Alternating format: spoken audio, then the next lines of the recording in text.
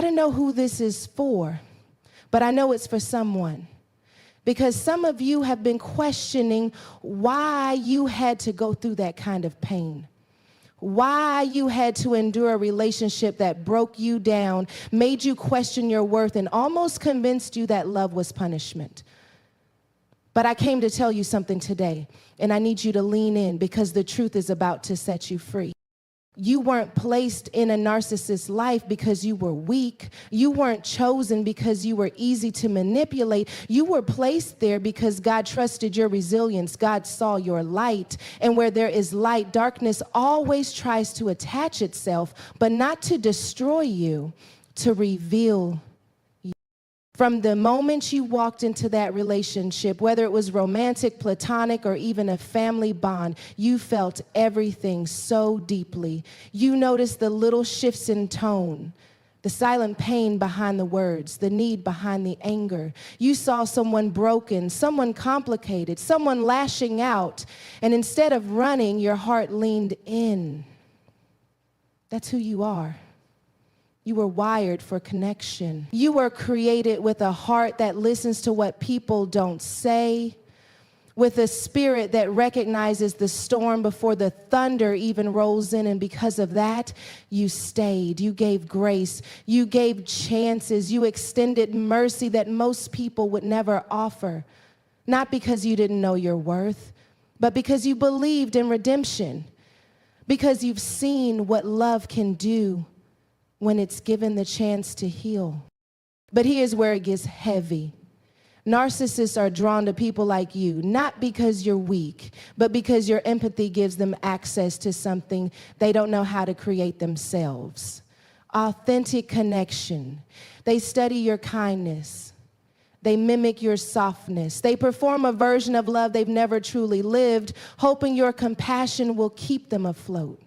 And it works for a while, because your empathy begins to do what it always does.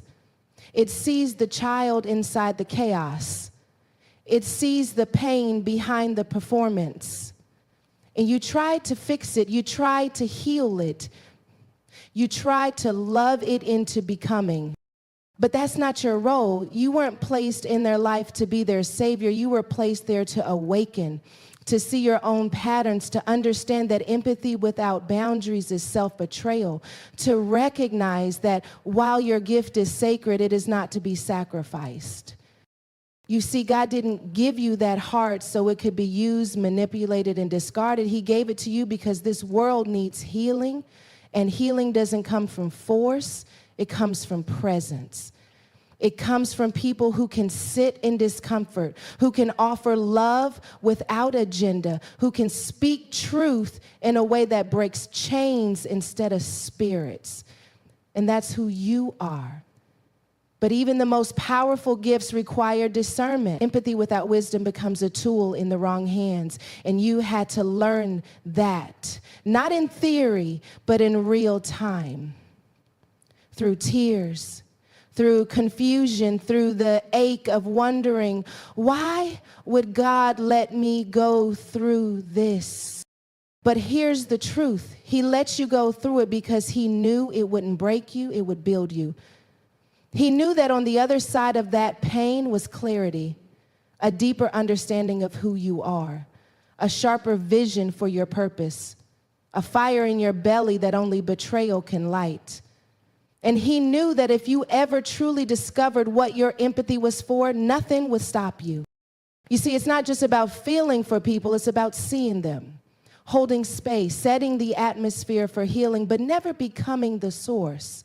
That's where the narcissists got it twisted. They tried to make you their mirror, their reflection, their validation, but you were never meant to reflect them. You were meant to reflect God, his grace, his boundaries, his justice, his mercy. There's something holy about people who care deeply, who show up even after being hurt, who choose softness over bitterness. But there's something holy, too, about people who say enough, who walk away when their spirit says this is no longer love. it's survival, and the moment you walked away, or even the moment you decided that you needed to, is the moment your empathy became fully aligned with your purpose. Because here's what the narcissist didn't count on. They didn't count on you healing. They didn't count on you learning. They didn't count on you waking up and seeing that your love was never the problem. It was the bait. And the moment you realized that, the whole dynamic shifted. The power you thought they had, it was never theirs. It was borrowed from your permission, from your willingness to carry what was never yours. And once you reclaimed it, they lost access not just to your presence, but to the light that was never meant to be dimmed. You are not weak. You are chosen. You are not naive. You are gifted. You are not broken. You are becoming. And your empathy, your ability to love, to see, to feel, that is not your burden. It is your calling. It's a hard truth to face, but one of the most powerful revelations you will ever receive. Because when you found yourself caught in that relationship, it didn't just feel like attraction. It felt like familiarity. It felt like recognition, like your soul had met someone who saw you, understood you, needed you. But what you didn't realize at first was that what they were reflecting back to you wasn't love. It wasn't affirmation. It was unhealed pain. It was every unresolved issue you tried to bury under performance, perfectionism, or people-pleasing. They didn't connect with your healed self. They latched onto your hidden brokenness. That's what makes narcissistic relationships so deceptive. They don't begin with cruelty. They begin with a spotlight, a mirror. They look at you and reflect back the parts of yourself you've been craving to be seen. They notice the little things. They listen not to understand, but to study. And when they start to repeat your dreams, mimic your faith, or align with your values, you start to believe you finally found someone who gets you. But it's not you they're connecting with. It's your wounds. It's the abandonment you haven't fully acknowledged. The childhood need to be chosen. The fear of being too much or not enough. And they learn to play that song so well, you start to dance to it without even realizing you've stepped into a trap. They saw your kindness, yes, but they also saw your insecurities. They recognized your loyalty, but they also sensed your fear of being left. And instead of honoring that, instead of loving you in a way that helped heal it, they used it. Because narcissists don't relate to people, they manipulate them. And the more you gave, the more they took. The more you explained yourself, the more they twisted your words. The more you loved them, the more they made you question if you were loving right. That's not connection. That's control. That's not intimacy. That's illusion. But let's be real. The part that hurts the most isn't just what they did to you. It's what you let happen. It's the way you silenced your voice to keep peace. It's the way you shrunk your light to make room for their shadow. It's the way you blamed yourself for the tension in the room, even when you were the one being mistreated. And you start to wonder, was I the problem? No, baby, you weren't the problem. But there was a problem, one that existed long before the narcissist entered your life, a gap in your soul, a place that still believed love had to be earned, that being chosen required struggle, that showing up meant self-abandonment. The narcissist didn't create that wound, they exposed it. And that is where the shift begins. Because once you understand that they weren't mirroring your worth, they were mirroring your wounds, you can stop taking their behavior as evidence of who you are. You can stop replaying every argument in your head trying to find the flaw in yourself. You can stop idolizing the version of them that showed up in the beginning, hoping that with enough patience or prayer, they'll return. That version wasn't real. It was a performance written by your deepest longing to be fully seen and unconditionally loved. But the truth is, if you don't know your worth, you will mistake attention for affection. You will confuse control for care. You will believe that being tolerated is the same as being treasured. Let's just say it. The narcissist didn't love you the way you deserved, not because you were unlovable, but because you were asking someone else to validate a value that was already within you. And when someone lacks the capacity to love in a healthy way, they will take advantage of anyone who doesn't fully believe they deserve better. Not because you're weak, but because you were wounded. And wounds don't just bleed, they attract. They attract lessons, they attract patterns, they attract moments that break you so deeply you're forced to choose, repeat, or heal. That's what this experience was, a divine interruption, a soul-level awakening, a mirror not just of who they were, but who you were still becoming. Because if the wound hadn't been there, their manipulation wouldn't have worked.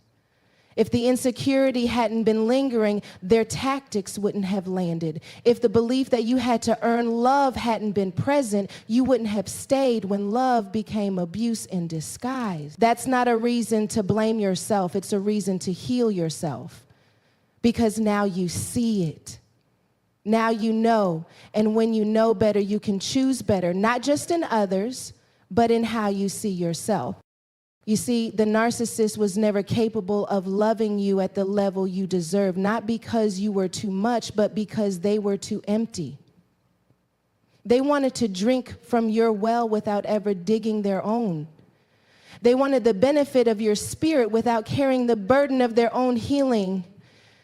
But that's not partnership, that's dependency. That's not love, that's survival. And you were never meant to survive your relationship. You were meant to thrive in them. But wait up. But you had to see it. You had to face the mirror. You had to stop asking, why did they treat me like that? And start asking, what part of me believed that was okay? That's not self-blame, it's self-ownership. That's how healing begins, when you stop giving them the pen and start writing a new story, one where your worth isn't up for negotiation, one where your wounds become wisdom, one where the mirror reflects your healing, not your hurt. Because here's the beauty of it. Once the wound is healed, the mirror loses its power. Once you stop bleeding, the reflection no longer sticks. You don't see them as the one who almost destroyed you. You see them as the one who helped you find the parts of yourself you were still hiding. You see the relationship not as a mistake, but as a message. A message that says you were never broken, you were buried, and now it's time to rise. You didn't see it at first because warriors don't always recognize the battlefield they've stepped into, especially when the battle is dressed up like love. Especially when the war doesn't start with fists or shouting, but with confusion, with contradiction, with charm that slowly turned cold. You thought it was love. You thought it was destiny. You thought it was the kind of relationship that only needed patience and prayer to become what it was supposed to be. So you stayed, you gave, you compromised, you adjusted your voice, your needs, your spirit, and all the while, something in you kept saying, this isn't it, but you silenced that voice because warriors don't always come out swinging.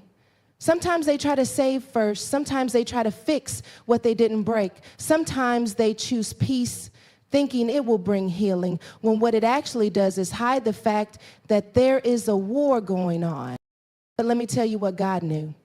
He knew that beneath that soft heart was a fighter. He knew that under all that compassion was a woman or a man who, when they finally saw the truth, would never let themselves go back to the version of them that accepted survival as normal.